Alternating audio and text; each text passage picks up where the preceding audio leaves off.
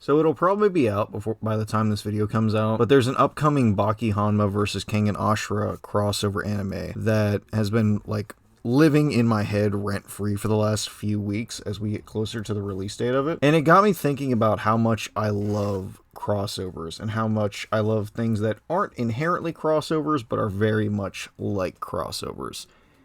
And I just figured that now would be a fun time to make a video gushing about some of my favorite crossovers that I've found as a kid or as an adult or just in general. And I feel like the best place to start with that would be obviously what is most people my age's first crossover ever, the Jimmy Timmy Power Hour. This was a crossover between the Fairly Odd Parents and the Adventures of Jimmy Neutron, and it was absolutely insane and hype as hell. Like, I remember so many kids at school talking about this the next day, the way it shifted the art styles of the two characters. It was like the pre-Spider-Verse. You remember how in Spider-Verse every universe has like their own art style and stuff? Well, this did it first, and it was great, and I loved it so much. Like, cartoon crossovers were the absolute like peak for me and a lot of my friends growing up. Like, I didn't get to see it when it aired originally, but I remember the hype around the Ben 10 and Generator Rex crossover. Like, those two shows were at their elite back then. That was like, I think, mid Ultimate Alien. Ben 10 and Generator Rex had just barely started season 3 or ended season 2. I can't remember which one. And the crazy thing is, like, the fact that it's canon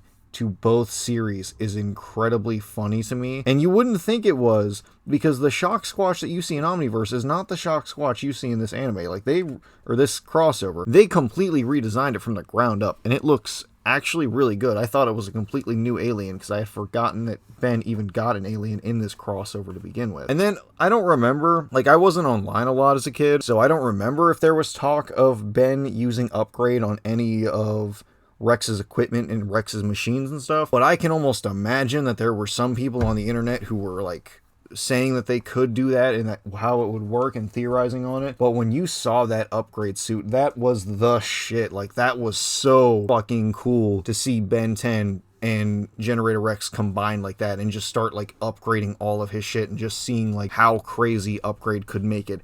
And I really wish we could get like a game or something where we got to see all of his upgraded equipment, because that would have been so fucking cool. Then there's another like possible crossover that could have been your first one, because it was definitely my first one, although I probably saw it at an age when I definitely shouldn't have, and that was the original Alien vs. Predator. Growing up, I loved Alien movies, and I still love Alien movies to this day. Not like specifically Alien the series, but Alien-themed movies are awesome. Seeing this crossover, this was like the coolest shit ever. The way it like expanded the lore of the Predators, and the way it like made the Xenomorphs so terrifying, and like the chick character who wound up like making it to the end and was using a Xenomorph head and tail as a spear and a shield. Like, that was cool as hell. I loved that growing up. But that doesn't even compare to like Freddy versus Jason. Like, my young brain, when I saw that movie, because I remember I was hanging out with one of my friends for a weekend, and we were watching like Nightmare on Elm Street, and we were watching Jason movies back to back, and his brother came in and he's like, "Oh, you guys like slasher movies? Well, check this one out." And he put in Freddy versus Jason, and I was like, that is so cool. I never thought that was like, I didn't expect to ever see those two like actually meet like that. That is one of the coolest things ever to a young kid, is when you get to see two of like your favorite characters combined together and like fight it out, duke it out for something, which I honestly think is like why Death Battle is so successful on the internet and why so many people like talking about stuff like that, because it is like so much fun to speculate on and so much fun to see. But I will say right now that no other type of media does crossovers nearly as well as comic books. Comic books are the elite form of experiencing a crossover. You want to see the Teenage Mutant Ninja Turtles crossover with the Power Rangers? I didn't know that was something I wanted until I saw the comic for it, and I was like, oh my fucking god. And then I read it and I was like, oh my fucking god, this is amazing. Do you want to see Godzilla fight the Power Rangers? I didn't think I did. Then I read the comic and I was like, yeah, this is alright. This isn't terrible. And now there's a new one coming out, and I can't wait to get the full like version of that, because I saw some of the cover arts and I want to know why the hell the Power Rangers have kaiju themed suits. I need to know.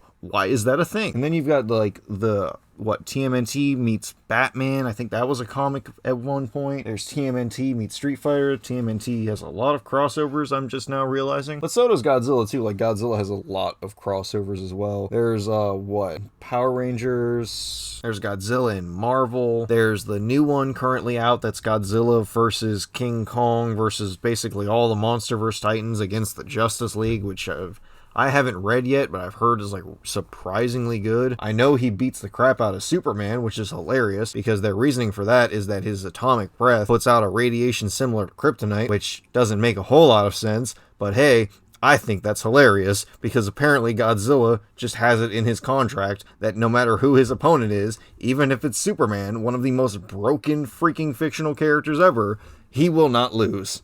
And I think that's hilarious. I should also mention real quick the 5 Years Later fan comic by Kuro the artist and all of those over at Inklab who are working on it. And while I'm not 100% familiar with it myself, I've only read like maybe the first 2 chapters at most. I have heard a lot of people like it and I have heard it's really good. And it is a big crossover between Ben 10 and Danny Phantom, which kind of makes me sad because we will never ever see that official at all, and it genuinely sucks because that would be so cool to see. Danny Phantom is such a great show that deserves some more love, and it's not its fault that its creator is, well, yeah. I just don't think it would ever be a possibility to see, and considering the fact that Ben 10 has an actual say in his Omnitrix, I feel like it makes it even less possible to see that. And of course you can't talk about crossovers without mentioning video games. There was like the Terminator versus RoboCop video game that came out in the 90s, various AVP games. Those are all pretty cool. But obviously like the big thing I want to talk about, because it's the one I'm most familiar with, is guest characters in fighting games. And while Soul Calibur is probably the most iconic for this because it has various different like guest characters throughout the series and then various different console exclusive guest characters, I'm more familiar with Mortal Kombat. I have a way bigger history with Mortal Kombat, so I like to talk about the Mortal Kombat guest characters.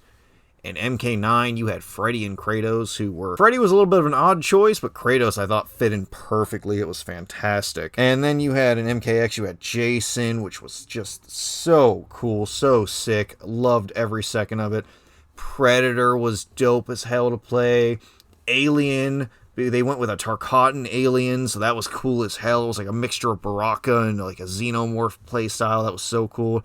Leatherface was there. That's not fair. Leatherface was actually surprisingly good in competitive, but I've never been good at competitive Mortal Kombat, so I'm not one to comment on that. But I feel like overall, I think that they did some good jobs with the MKX ones. MK11, though, I felt like kind of dropped the ball. Like, yeah, we had Spawn. Yeah, Spawn was sick.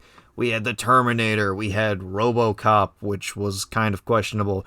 And then we had Rambo, who just kind of came out of friggin' nowhere. And I think that's all of them. No, Joker came back because they did the crossover with MK versus DC, which was another crossover game, which I forgot to mention because it was not good. And then, MK1 now has, like, so far we've got Homelander, Omni-Man, and Peacekeeper, who I'm not too familiar with, so I don't really have much to say on either of those three, because I don't know too much of their properties, because I'm just kind of like, meh. I haven't seen any of their shows or anything like that. Not that they're bad, it's just I haven't had a chance to get into it, so I can't comment on them being in it. But I'm really hoping that the next DLC pack, we shift more closer to the horror theming again. I've heard a lot of people's, like, there's a lot of rumors that Scream's Ghostface is going to be a cameo killer or cameo fighter. Like, I would love with the cameo system to see a lot of characters who might not be possible in Mortal Kombat come back as, like, a character. Like, Chucky, everyone wants to see Chucky. Chucky is not possible in Mortal Kombat. Like, we'd have a Yoda situation from Soul Calibur, what was it, 4, I think? And no one wants that. So you could absolutely bring Chucky in as, like, a cameo fighter and give him, like, a cameo fatality and stuff. That would be cool. And then, obviously, on the subject of Chucky, I'm not too familiar with the game itself, but you can't talk about crossovers in horror without mentioning Dead by Daylight. Because Dead by Daylight has, like, so many crossovers. Like, you've got Michael Myers, the Xenomorph, they just added Vecna from D&D of all things. And now there's, like, supposed to be talks of a Castlevania crossover coming in a couple months. Like, I honestly wish that I could get into asymmetrical multiplayer games like that, because there are just so many killers in Dead by Daylight that would be so cool. Like, they have Pinhead from Hellraiser, who could not possibly work in a fighting game. but he is in that game because he just works so well. And I realize now that this could have been just an entire Halloween video because 90% of it is me talking about horror movies. You might tell I have a taste when it comes to stuff like that. And then there's the stuff that I love that is not technically a crossover, but just kind of works as one. Like, the entire reason I fell in love with the first 3 Underworld movies was because it promised me vampires crossing over with werewolves, which was such a novel concept to me at the time of its release that I was on board from day one, and it worked out until we got to the last one, and then the last one kind of sucked. Underworld, where'd you go wrong, man? You had such potential. And then there was the 2005 Van Helsing with werewolves, vampires, Frankenstein's monster. There's supposed to be, like, there was talks of a cut scene that had, like, a creature from the Black Lagoon cameo. Like, that would have been so cool.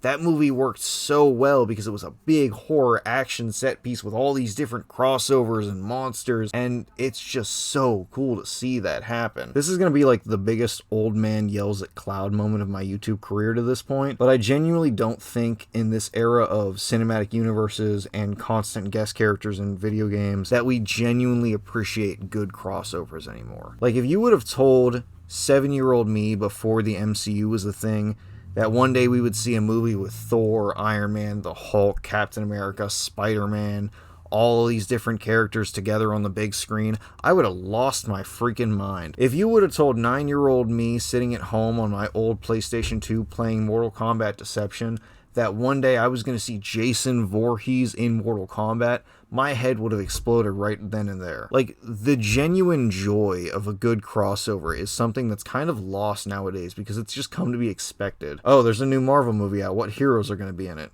Oh, there's a new Soul Calibur. Who's their guest character this time? Like, it's honestly easy to forget because it's so oversaturated anymore, but crossovers are still objectively cool. And when they're done right, it is so cool to see them come to fruition because they can be some of the hypest moments of all time, and I genuinely think we don't appreciate them enough. With all that said, though, I don't really expect this video to take off too much. This is literally just me rambling on for like 15-ish minutes about how much I enjoy good crossovers and how much I love certain series that have crossed over in the past, and some of my favorite crossovers and things that aren't really crossovers but should be counted as them. By the time this comes out, I will have probably added another thing to that list with, as I mentioned, the Baki Hanma versus Kengan Ashura anime. I should probably actually watch Kengan Ashura before that comes out, so I have some context going into it. But that's another point to a good crossover. It'll make you want to watch the other things that have crossed over with it if you haven't seen it already. With all that said,